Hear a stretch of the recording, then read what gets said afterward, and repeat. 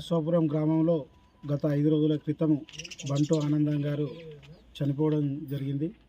మరి వారిది నిరుపేద కుటుంబం. కనీసం దహన సంస్కారాలకు కూడా డబ్బులు లేని పరిస్థితి.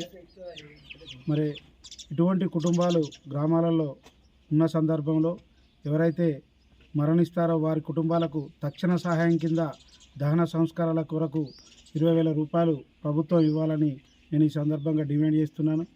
అంతేకాకుండా ఇటువంటి కుటుంబాలను, ఆర్థికంగా లేని కుటుంబాలను, ఇప్పుడు వాళ్ళ భార్య, 2 పిల్లలు ఉన్నారు. మరి కొడుకు 9వ తరగతి, బిడ్డ 3వ తరగతి చదువుతున్నారు.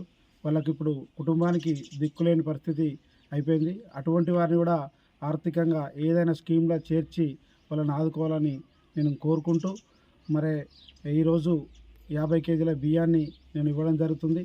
మరి నాతో పాటు మాజీ ఎంపీటీసీ లక్ష్మారెడ్డి, వాళ్ళ తమ్ముడు శ్రీనివాసరెడ్డి ఇద్దరు కలిసి 5,000 రూపాయలు మరి మా బసపురం గ్రామ పెద్దల ఆధ్వర్యంలో, మరి టీఆర్ఎస్ పార్టీ ఆధ్వర్యంలో ఇవ్వడం జరుగుతుంది.